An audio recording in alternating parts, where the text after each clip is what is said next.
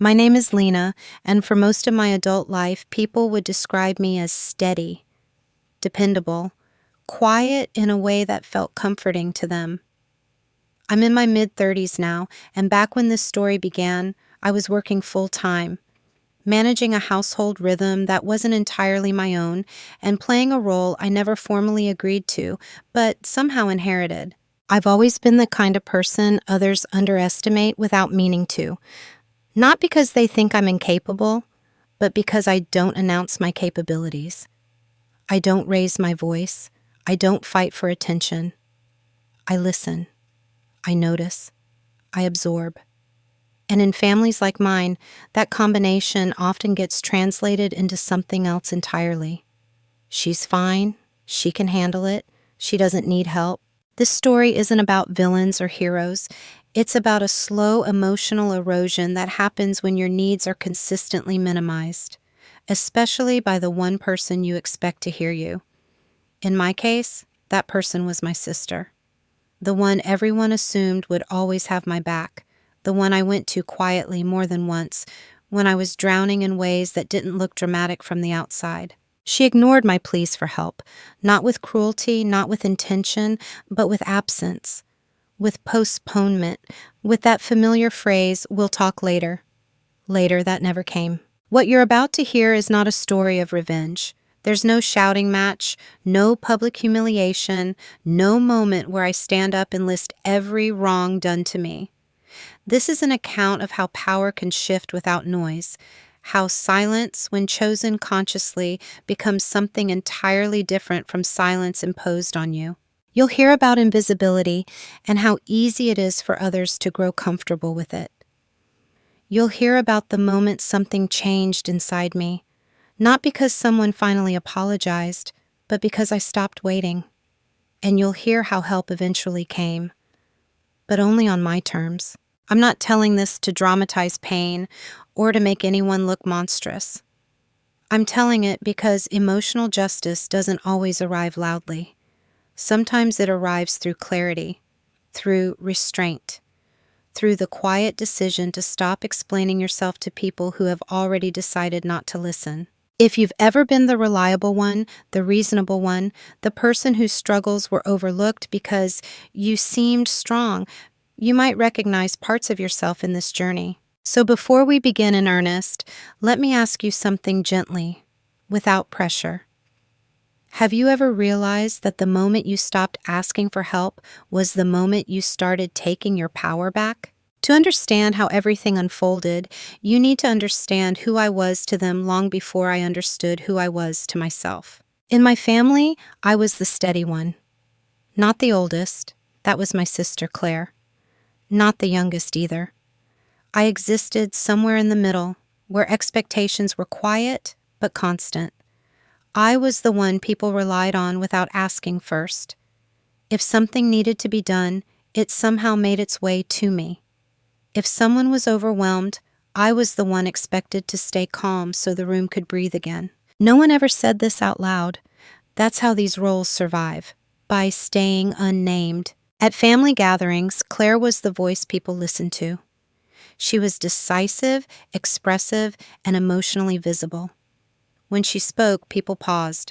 When I spoke, people nodded politely and continued with whatever they were already doing, not out of disrespect, just habit. I didn't demand space, so none was cleared for me. I was easy, low maintenance, independent. Those labels followed me everywhere, and for a long time I wore them like proof that I was doing adulthood correctly. If I was tired, I hid it. If I was confused, I researched quietly.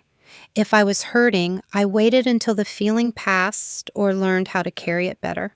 From the outside, my life looked functional. Stable job, clean apartment, no dramatic implosions. I paid my bills on time. I remembered birthdays. I showed up when I said I would. People trust consistency, even when they don't fully see the person behind it. Claire used to tell people, "Lena's strong. She's always been fine on her own." And I never corrected her. At work, it was the same pattern. I was the one managers leaned on during transitions, reorganizations, and quiet crises that needed smoothing rather than spotlighting. I didn't get described as ambitious or bold. I got described as reliable, which sounds like a compliment until you realize how often it's used to justify overlooking someone. But the most defining version of me, the one that mattered later, was the version my sister believed in most firmly. To her, I was the backup plan. If she needed flexibility, I'd adjust. If she needed support, I'd provide it. If she was overwhelmed, my emotions became optional. I don't think she ever consciously decided this. It emerged slowly, like furniture placed in a room over time, until no one remembers what the space looked like empty. When she spoke about her stress, everyone listened. When I hinted at mine, it was reframed. You always land on your feet. You're good at handling things. You'll figure it out. Those sentences were meant as reassurance. They landed like quiet erasures. I learned early that my distress didn't register unless it became inconvenient, and I wasn't willing to become inconvenient, so I became efficient instead. I solved problems before they escalated. I absorbed disappointment before it spilled outward. I learned how to speak in neutral tones even when something inside me was unraveling. I told myself that this was maturity, emotional regulation, strength. What I didn't realize was that invisibility, when practiced long enough, starts to feel like identity. People didn't ignore me because they disliked me. They ignored me because I had trained them to believe I didn't require much. And Claire, busy, capable, admired Claire, never questioned that assumption. When I needed help, truly needed it, I didn't know how to ask loudly. I asked the only way I knew how. Carefully, softly, with context, with disclaimers, with an apology built in. And from her perspective, those requests didn't sound urgent. They sounded optional, like something that could wait until later. So later is what I got. This is not the part of the story where anything dramatic happens. No argument, no betrayal, just a quiet foundation being laid. One where my role was already defined long before I understood the cost of it. I was the one who could handle it, the one who didn't need much, the one who would still be there tomorrow. And everyone, including my sister, built their expectations accordingly. The first time I asked my sister for help, it didn't feel like a turning point. It felt small, reasonable, almost forgettable. That's why it stayed with me. I remember sitting in my car outside my apartment building, engine off, hands still on the steering wheel. I had just come back from a doctor's appointment I hadn't told anyone about, not because it was dramatic, but because it was one more thing I assumed I should manage quietly.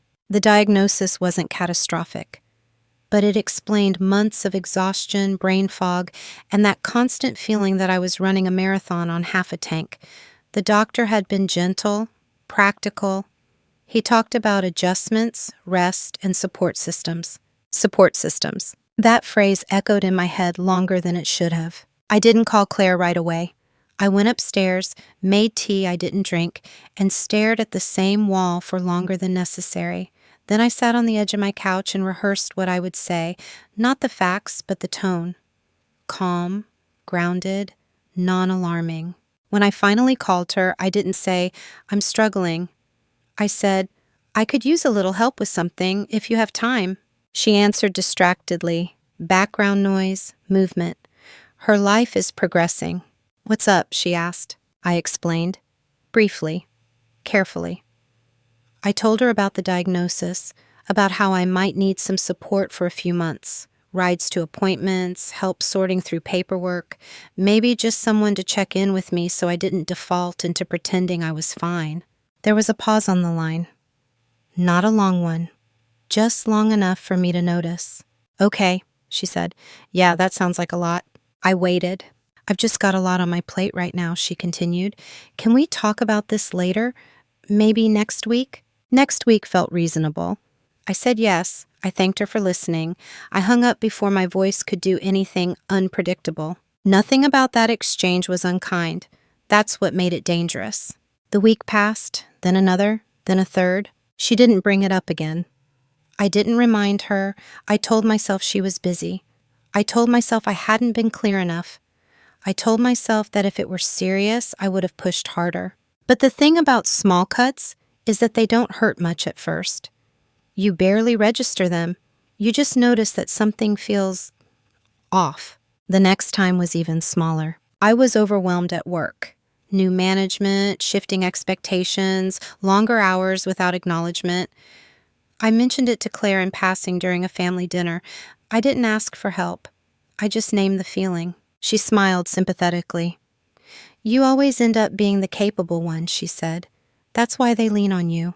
It was meant as praise, but something in me recoiled. I realized, sitting there with my fork halfway to my mouth, that I had just been gently dismissed again, not because she didn't care, but because the version of me she held in her mind didn't include need. Later that night, I wrote it down in my notebook, not dramatically, just a sentence. Asked for help, deferred, no follow-up. I didn't know why I wrote it. I wasn't building a case. I wasn't angry. I think I just needed proof that it had happened, that I hadn't imagined the emptiness that followed. From Claire's perspective, nothing had changed. She still loved me, still assumed I was fine, still believed that if I truly needed her, I would say so. But from mine, something had shifted slightly out of alignment. I had asked, I had heard, and then I had been silenced. No one noticed, not her, not the family, not even me at first. But that was the first small cut, and unlike the others I'd learned to ignore, this one didn't close on its own. After the first small cut, nothing dramatic followed. That's how it works. Disrespect rarely announces itself. It settles in quietly, then waits to see if you'll challenge it. I didn't. I adapted. When Claire didn't circle back about my health, I told myself it was my responsibility to manage it anyway. When she forgot follow-ups, I reframed them as misunderstandings. When weeks turned into months, I convinced myself that asking again would feel like pressure, and I didn't want to be that person. So I normalized the absence. I adjusted my expectations without ever saying them out loud. I stopped assuming she'd check in. I stopped bringing things up unless they were already resolved. I began editing my own experiences before sharing them, filtering out anything that might require sustained attention. This wasn't conscious self-sacrifice. It felt practical, mature. At family gatherings, Claire would talk about her stress in detail. Work deadlines, relationship strain, the weight of being needed by everyone. I listened. I empathized. I offered solutions when asked. When it was my turn to speak, I summarized. I'm okay, I'd say. Busy, but managing. Nothing I can't handle. And everyone nodded, relieved. The thing I didn't realize then was that I was teaching people how to treat me by showing them what I was willing to tolerate. The dynamic solidified slowly. If Claire needed something last minute, she assumed I'd rearrange my schedule. If I needed something, it was discussed hypothetically, then postponed indefinitely. If she was overwhelmed, it was an emergency. If I was overwhelmed, it was a phase.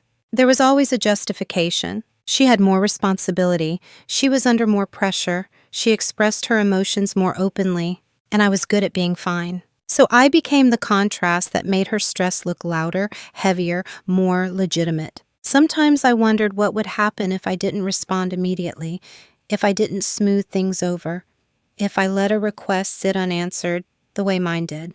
But the thought made me uncomfortable. That wasn't who I was. I didn't want to keep score. I didn't want to be petty. I believed that relationships weren't transactional. What I didn't understand yet was that boundaries aren't transactions either. They're definitions. Without them, patterns harden. The clearest moment came on a Tuesday afternoon, and I still remember it for no particular reason. I was sitting at my desk at work, staring at an email I didn't have the energy to answer. My phone buzzed. It was Claire. Can you watch the kids this weekend? Just for a few hours. I really need a break. I stared at the message longer than necessary. That weekend, I had a medical appointment I was anxious about. One I had mentioned months earlier. One she had postponed discussing. I typed, deleted, and retyped my response. I have an appointment I can't miss, I wrote, but I could help another time. The reply came quickly. Oh, okay, I'll figure something out. No follow-up. No question about the appointment, no acknowledgement that this was the same thing I'd once asked for support for. That's when something inside me went quiet. Not angry, not hurt in a dramatic way, just clear. I realized I had been operating under an unspoken rule. My needs were flexible. Hers were fixed. And I had helped write that rule by being endlessly accommodating. I started noticing how often this happened, not just with Claire, but everywhere. At work, in friendships. I was the one people leaned on, but rarely leaned back toward. And because I didn't protest, because I didn't escalate, because I didn't demand space, the imbalance felt normal to everyone else, including me. That's how disrespect becomes invisible, not through cruelty, but through consistency. Through patterns that feel reasonable in isolation and undeniable only in hindsight. I wasn't being mistreated in obvious ways. I was being slowly deprioritized. And the most uncomfortable realization of all was this. I was participating in it. By staying quiet, by minimizing my own needs, by calling endurance strength. This wasn't the moment I decided to change anything. That came later. But it was the moment I stopped being surprised. Once you recognize the role you've been assigned, you start seeing it everywhere. Mine was clear by then, even if no one had ever named it. I was the reliable one. The buffer. The person who absorbed pressure so others could stay comfortable. I existed to make things easier, not to need things myself. And the unsettling part was this. The role didn't come from malice, it came from repetition. Over time, people stopped asking if I could help and started assuming I would. My availability was treated as a constant, not a choice. When I did say no, rarely, carefully, it created confusion, not respect. At family events, Claire would assign tasks without looking at me. Lena will handle that, she'd say casually, already moving on to the next thing. And I would, because correcting her felt like causing friction where none existed. But something subtle had changed. I was no longer invisible, I was useful. That distinction matters. Being invisible means you're overlooked. Being useful means you're seen, but only for what you provide. My presence was acknowledged in relation to function, not experience. If I was tired, it didn't register. If I were stressed, it didn't interrupt plans. If I needed support, it was abstract. Because the role I played didn't include collapse. I noticed how often people spoke about me rather than to me. Lena's good with details. Lena doesn't mind helping. Lena's low drama. Low drama. As if emotional restraint were a personality rather than a strategy. At work, I was given responsibilities without authority, projects without recognition. When things ran smoothly, it was expected. When they didn't, it was quietly redirected to me to fix. No one was exploiting me intentionally. They were responding to the version of me I consistently presented. And Claire, my sister, mirrored this perfectly. She came to me when she needed to be calm. When she needed logistics, when she needed someone to listen without making it about themselves. But when I needed emotional presence, real presence, it was deferred. I just don't have the capacity right now, she'd say. I started noticing how often capacity was framed as a one-way street. Her overwhelm was a reason. Mine was a footnote. And still, I didn't confront her. Not because I was afraid, but because confrontation felt misaligned with who I was becoming. I wasn't interested in convincing her to care. I was interested in understanding the structure we were both standing in. So I observed. I paid attention to patterns, to timing, to what happened when I stepped back just slightly.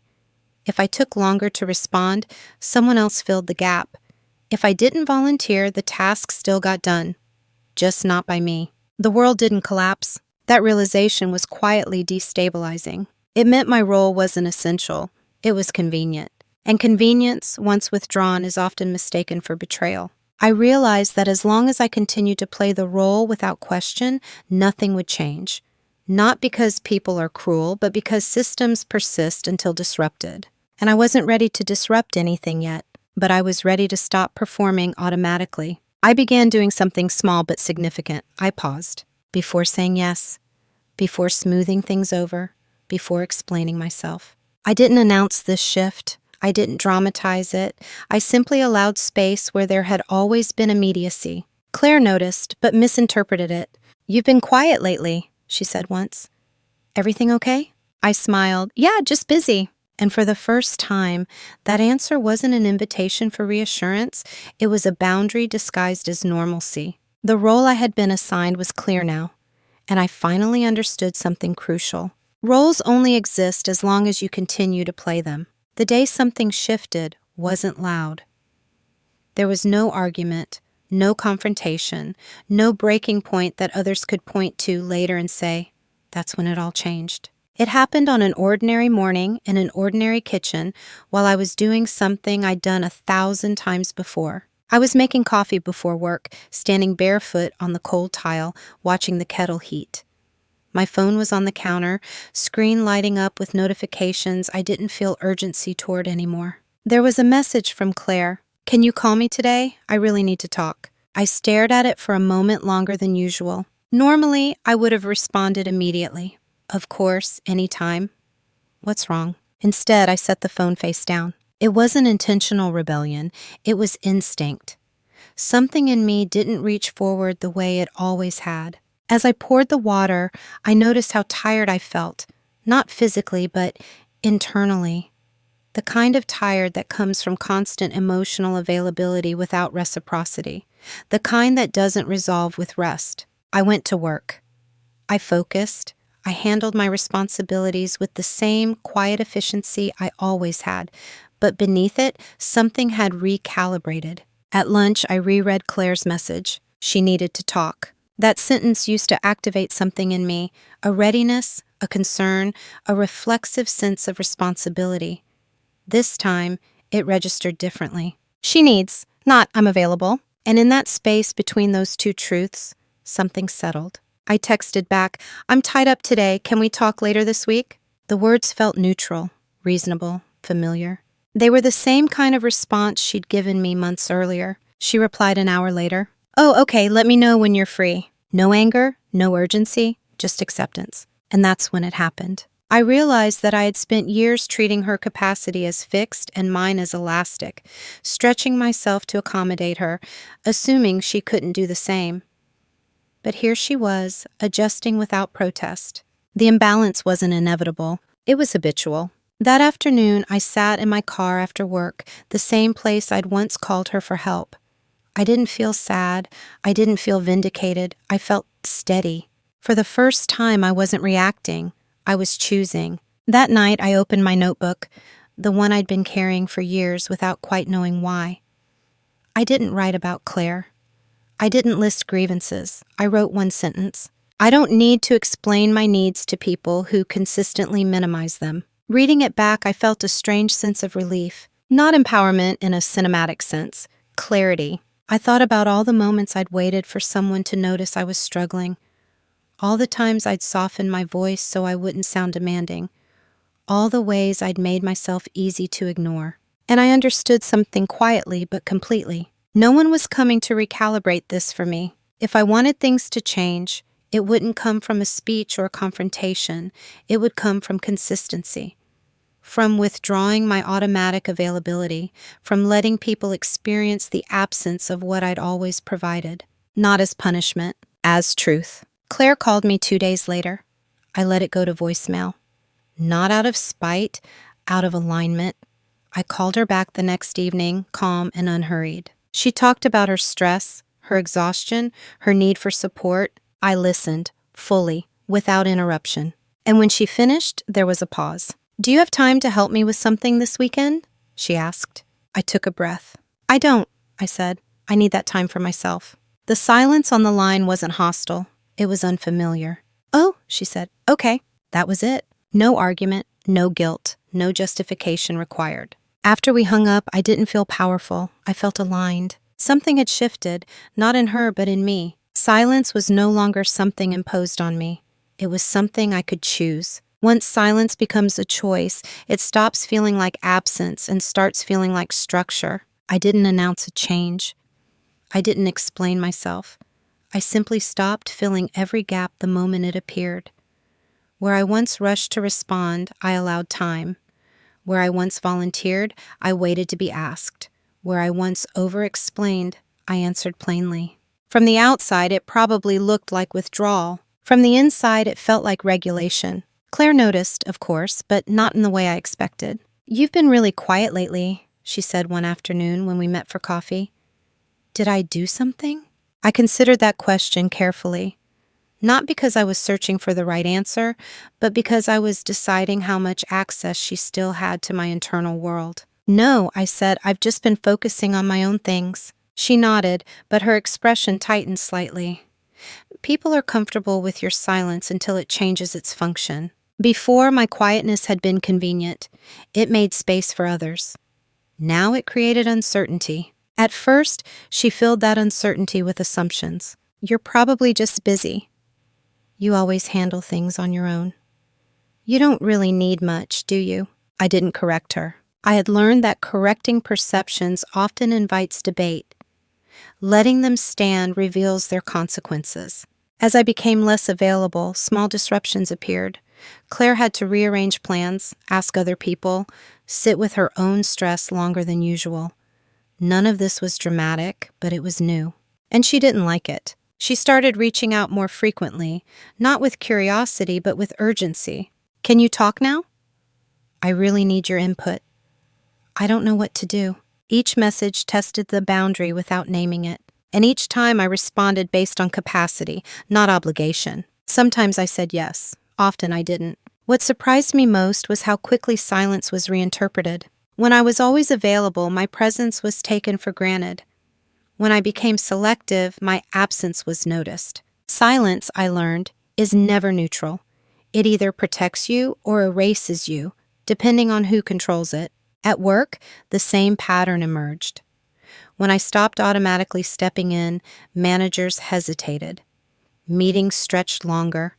Decisions took more effort, and slowly my role shifted from background support to visible contributor. Not because I demanded recognition, but because my absence made my value legible. With Claire, the adjustment was slower. She began framing my boundaries as emotional distance. "You seem different," she said once, "like you're pulling away." I didn't deny it.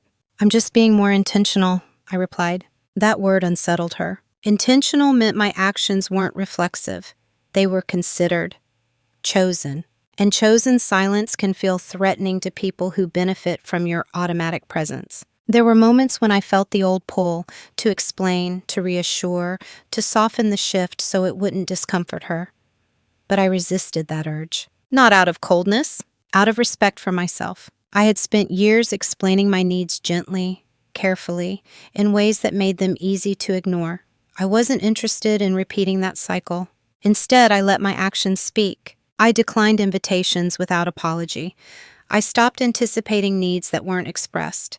I ended conversations when they became emotionally one-sided. And slowly, something else happened. I began hearing myself again. Without constant noise from others, my internal voice grew clearer.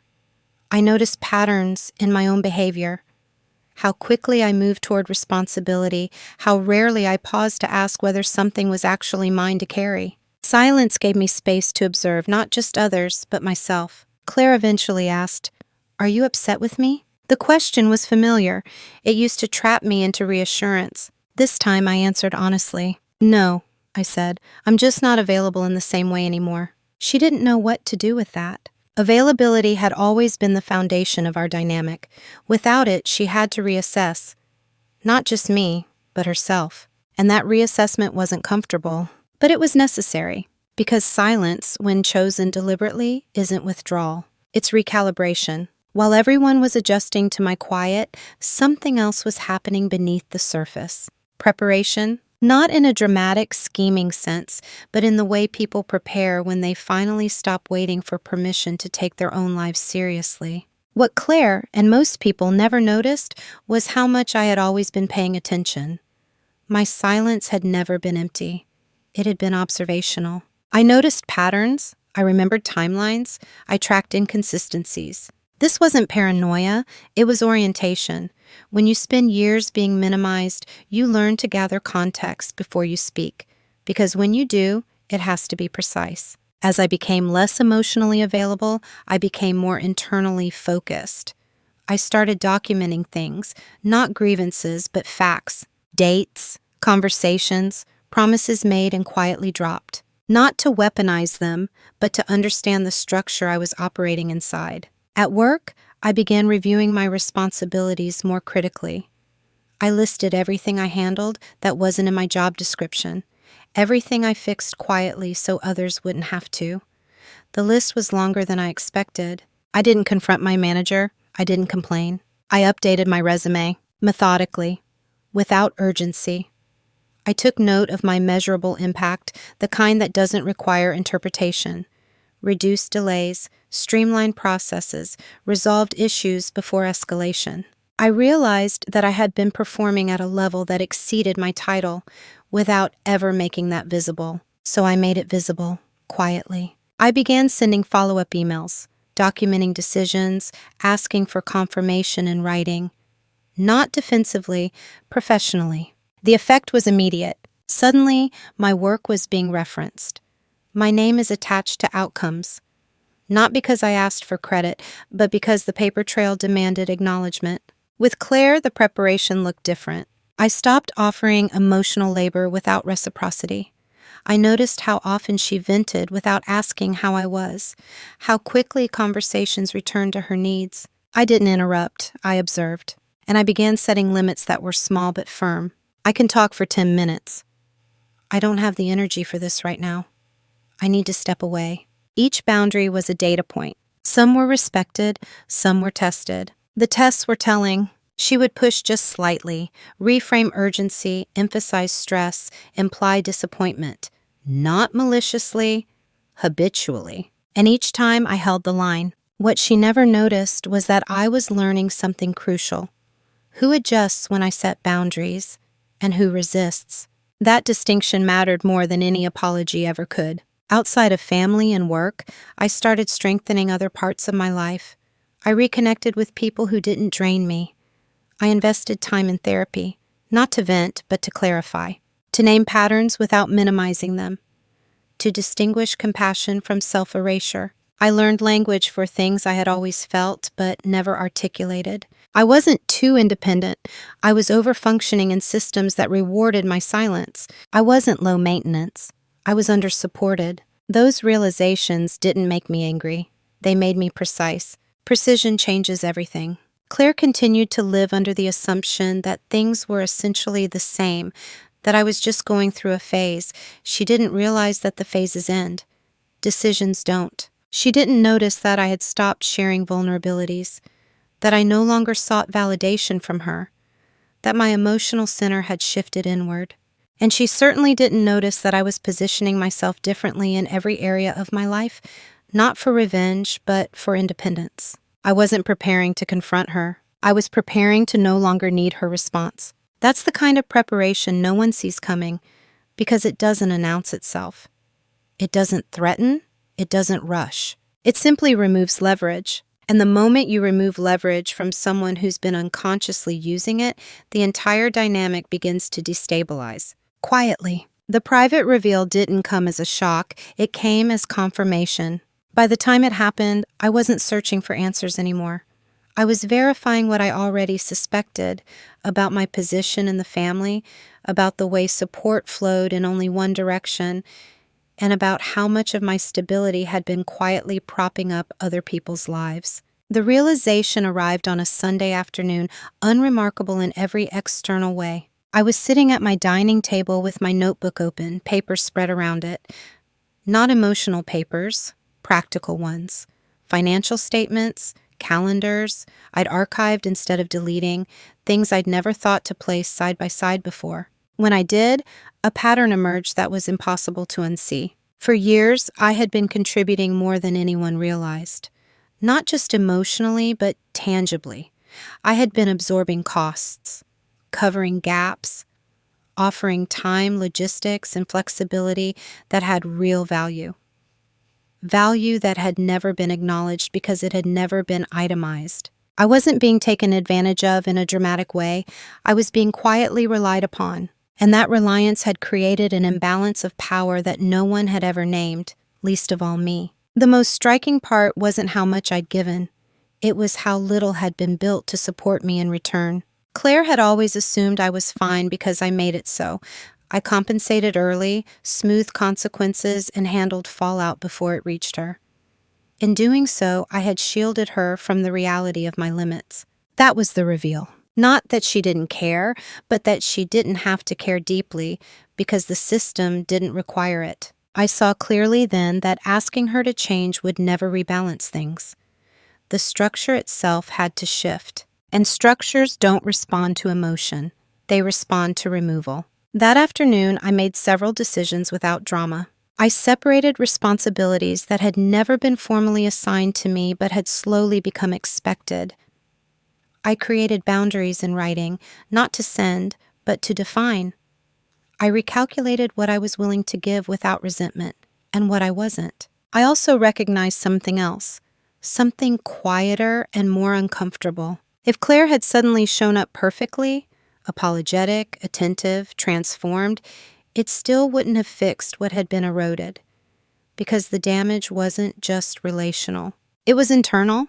I had learned to disappear in order to be loved, and that lesson had to be unlearned privately. The leverage I discovered wasn't a secret or a weapon. It was self-sufficiency, made visible to myself. It was the knowledge that I no longer needed external validation to justify my boundaries. That changed everything. When Claire texted later that evening, something casual, something logistical, I responded politely, briefly, without invitation. She sensed the shift but couldn't locate it. "What's going on with you lately?" she asked a few days later. "You feel distant." I looked at the message and felt nothing urgent rise up. No need to explain, no impulse to reassure. "I'm just restructuring some things in my life," I replied. That was the truth. She didn't ask what that meant, and I didn't offer. The reveal wasn't something I shared, it was something I integrated. And once integrated, it couldn't be undone. I understood then that help would come, but not in the form I'd once begged for. It would come through autonomy, through alignment, through choosing myself without needing permission. And that choice, once made, is irreversible. Not because it hardens you, but because it clarifies you. The decision point wasn't a fork in the road, it was a narrowing. By then, there were no illusions left to preserve. I understood the dynamics clearly, saw the patterns without needing to excuse them, and recognized my own role in sustaining what no longer served me. The question wasn't what happened, it was what I would do now that I knew. There were several options available to me, and I considered each one carefully. Not emotionally, but ethically. I could confront Claire directly, lay everything out, explain how often I'd asked for help, how rarely it had arrived, how invisible I'd felt in moments when I was barely holding myself together. That path promised temporary relief, maybe even remorse. But it also relied on something I no longer wanted to depend on, her interpretation. I could continue as I was, quietly withdrawing, adjusting internally, letting the relationship fade into something distant but functional. That option required the least effort. It would protect my peace, but it would also leave things unresolved, suspended in ambiguity. Or I could make a structural decision. One that didn't require emotional consensus, one that aligned my actions with the clarity I now had. That was the irreversible option. I chose the one that didn't ask anyone else to change. The decision was simple in form, but heavy in implication. I would stop being the silent stabilizer in every system I inhabited, not just with Claire, with work, with family, with myself. That meant formalizing boundaries that had always been informal. It meant letting consequences land where they naturally would instead of intercepting them. It meant no longer cushioning others from the results of their assumptions about my availability. I didn't announce this choice. I didn't frame it as a turning point. I integrated it quietly. At work, I scheduled a meeting with my manager, not to complain, but to realign. I presented a clear overview of my responsibilities, my contributions, and my capacity. I asked for formal recognition of my role or a redistribution of tasks. It wasn't emotional. It was factual. The response was cautious but attentive. When you speak without apology, people listen differently. With Claire, the decision showed up as consistency. When she reached out in distress, I asked if she was looking for listening or problem solving. When she assumed my availability, I corrected it gently. When she tried to revert to old patterns, I didn't engage. She noticed. "You're really serious about this change, aren't you?" she said once, half joking. "Yes," I replied. No elaboration. That answer unsettled her more than any argument could have, because seriousness doesn't invite negotiation. The most difficult part of the decision wasn't holding boundaries with others, it was holding them with myself, resisting the urge to over-explain, letting go of the need to be perceived as kind, accepting that some people would misinterpret my restraint as coldness. I reminded myself often, clarity feels like cruelty to people who benefited from your confusion. The decision point marked the end of something subtle but significant. I stopped hoping the relationship would become something it had never been. I stopped waiting for recognition that might arrive too late. I stopped measuring my worth by how useful I was to others. What replaced that hope wasn't bitterness. It was alignment. And alignment doesn't shout. It moves. Quietly, decisively, without asking permission. Once the decision was made, there was nothing left to announce. This was the part people misunderstand most about change. They imagine it as visible, disruptive, emotionally loud, but real change, the kind that lasts, happens in logistics, in scheduling, in paperwork, in choices that don't require witnesses. I moved in silence because silence was finally mine. At work, the shift unfolded methodically. After the meeting with my manager, I followed up in writing, summarizing responsibilities, confirming expectations, and setting clear boundaries around scope and availability. Nothing confrontational, nothing accusatory, just structure. Projects that had once defaulted to me were reassigned. Timelines adjusted, meetings shortened. For the first time, my role had edges. Some colleagues were surprised. A few were inconvenienced. No one objected outright, because objections require leverage, and mine was already withdrawn. I also began exploring opportunities elsewhere. Not desperately, not reactively, strategically. I spoke with recruiters, updated profiles, had quiet conversations that didn't go anywhere, and a few that did. I didn't tell Claire about any of this. Not because it was secret, but because it was no longer up for discussion. At home, my routines shifted. I protected mornings. I stopped filling weekends with obligations that weren't chosen. I declined invitations that felt performative rather than nourishing. People adjusted or they didn't. The world kept moving. With Claire, the consequences of my silence began to surface in subtle ways. She reached out more often at first, as if frequency might restore access. When that didn't work, the tone shifted. "You don't really check in anymore," she said once. Not accusing, observational. "I don't," I replied.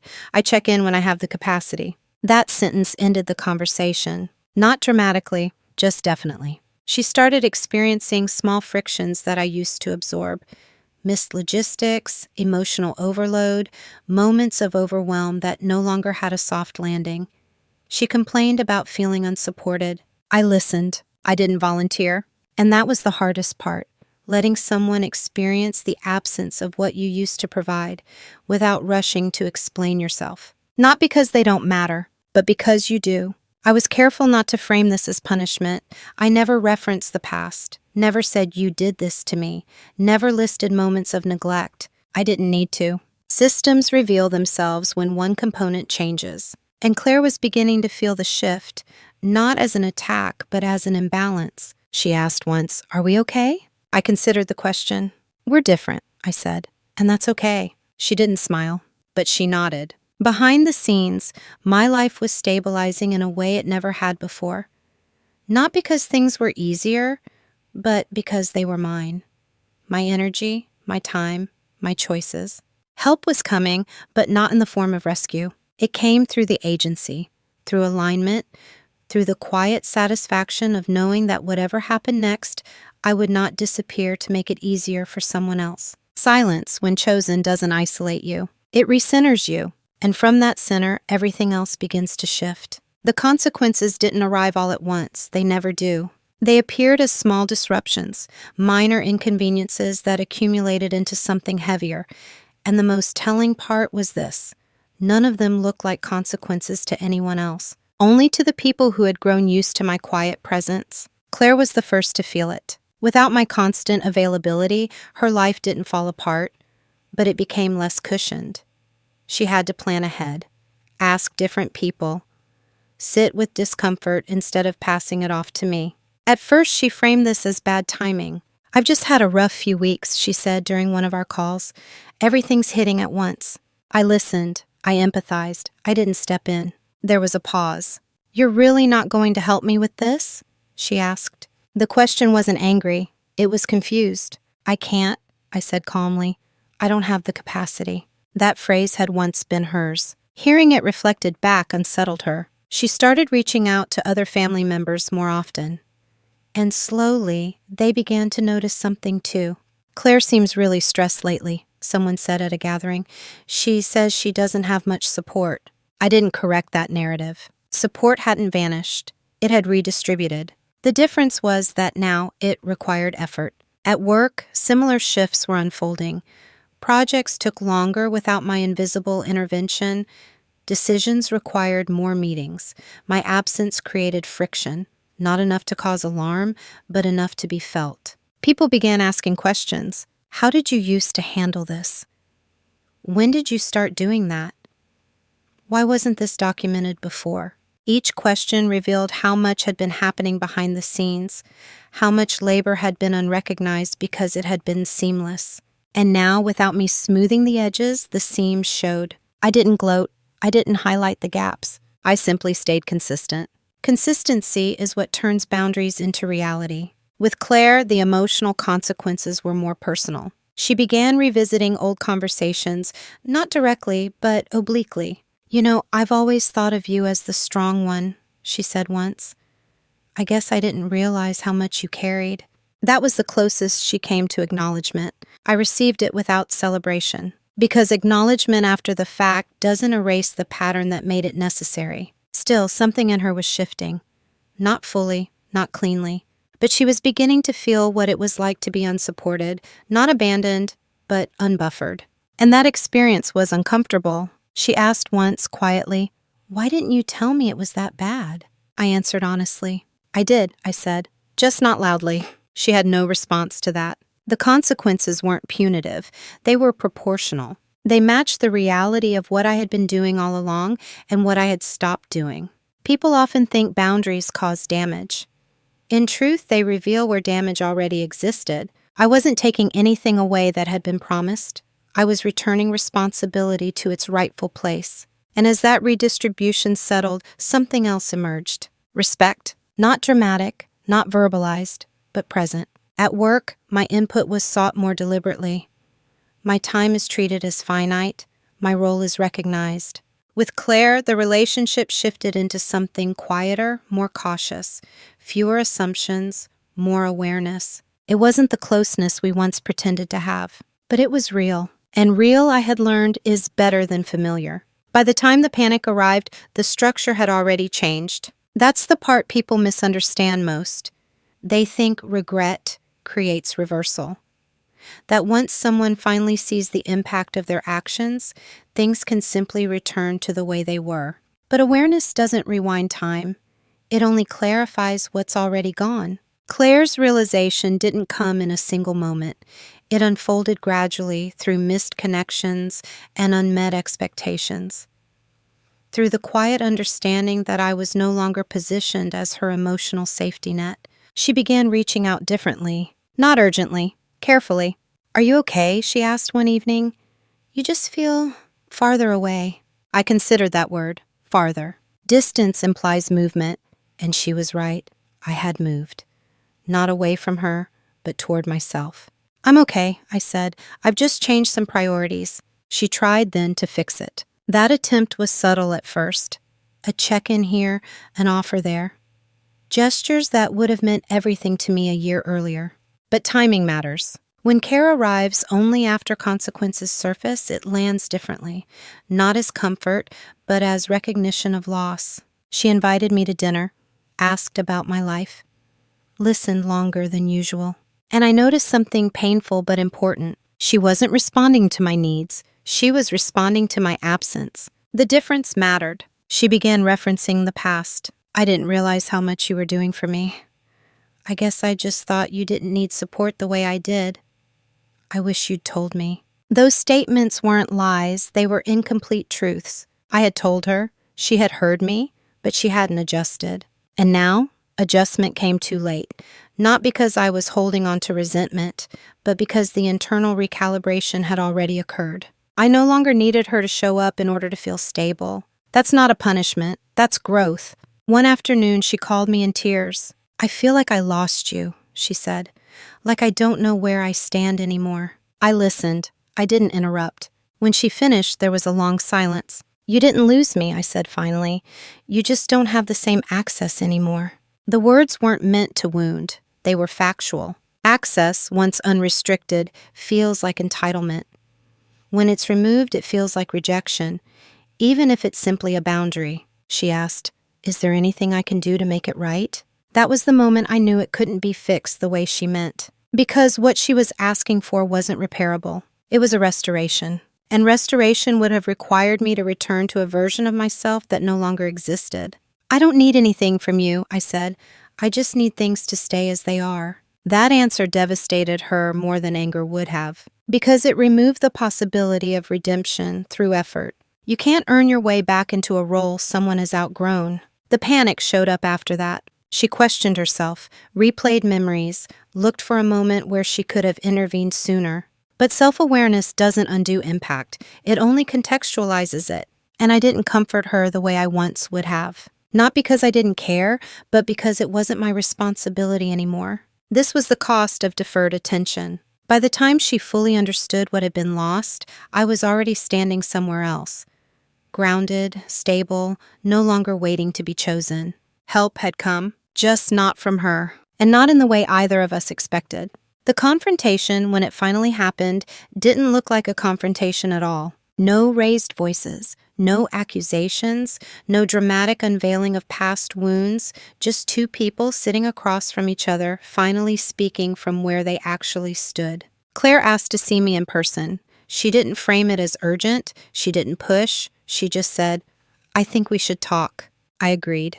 We met at a small cafe we used to go to years ago, back when our relationship felt easier, before roles had solidified into expectations. The familiarity of the place felt intentional, as if she were hoping the environment might soften what needed to be said. She looked tired, not in a performative way, in a real way. "I've been thinking a lot," she said after we sat down, "about us." I waited. She talked about guilt, about assumptions, about how she had leaned on the idea that I was fine because it made her life manageable. She didn't excuse it, but she didn't fully own it either. I listened without interruption. When she finished, she looked at me expectantly, as if waiting for a release, for anger, for forgiveness, for something that would let the tension dissolve. What I felt instead was calm. "I believe you," I said, "and I appreciate you saying it." Her shoulders dropped slightly. "But?" she asked. "But understanding isn't the same as repair," I continued, "and repair doesn't always mean returning to what we were." She frowned, not defensively confused. "I'm not angry with you," I said. "I'm just not available in the same way anymore." She asked, "Is that because of me?" I considered that. "It's because of what I learned about myself," I said, "about what I'm willing to give without being met." That answer didn't give her a role to play. No apology is perfect, no action item to complete, and that made her uncomfortable. She asked quietly, "Do you still want a relationship with me?" "Yes," I said, "just not one that requires me to disappear." The sentence landed heavily between us. She nodded slowly, absorbing it. There was no dramatic resolution after that. No tears, no promises, just an acknowledgement that something had changed and would not be undone. We talked about logistics, holidays, expectations, boundaries. It was the most adult conversation we'd ever had. And it was possible only because I wasn't trying to be understood anymore. I was stating reality. As we stood to leave, she said something that surprised me. "I didn't realize how much I depended on you being quiet." I met her eyes. "I didn't either," I said. That was the confrontation. No heat, no collapse, just truth, spoken without urgency. And that was enough. Who I am now isn't a reaction to what happened. That distinction matters to me. I didn't rebuild myself in opposition to my sister or my family or the roles I once played. I rebuilt myself in alignment with something quieter and more stable, the version of me that no longer needed to be invisible to be accepted. My life today looks calmer from the outside. Fewer obligations, fewer explanations, fewer emotional negotiations that go nowhere. But inside, it's fuller, more deliberate, more honest. I no longer introduce myself through usefulness. When people ask how I'm doing, I don't default to fine unless I mean it. I don't perform resilience for comfort. I let pauses exist in conversation without filling them. I let people feel uncertainty instead of rushing to smooth it over. And something interesting happens when you do that. The people who value you adapt. The people who only benefited from you don't. I'm no longer surprised by either outcome. With Claire, the relationship has settled into something quieter.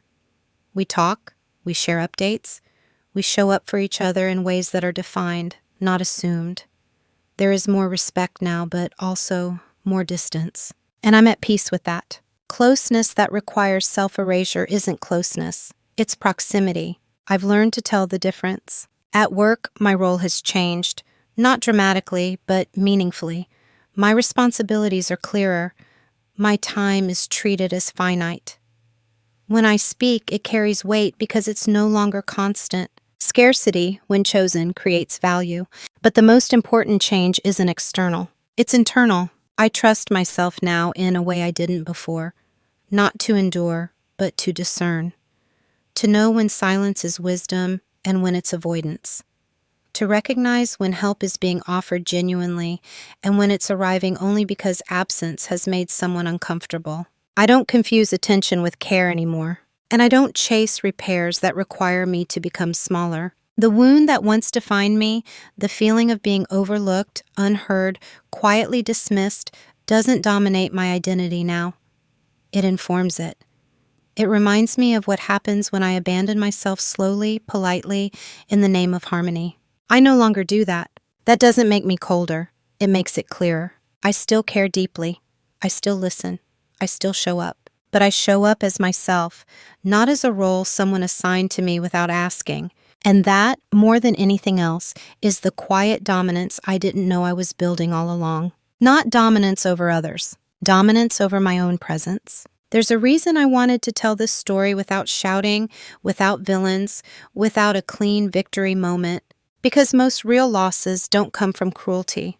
They come from familiarity. They come from the quiet belief that someone will always be there, so consistently, so reliably, that their presence stops feeling like a choice and starts feeling like a guarantee. I don't believe my sister set out to hurt me.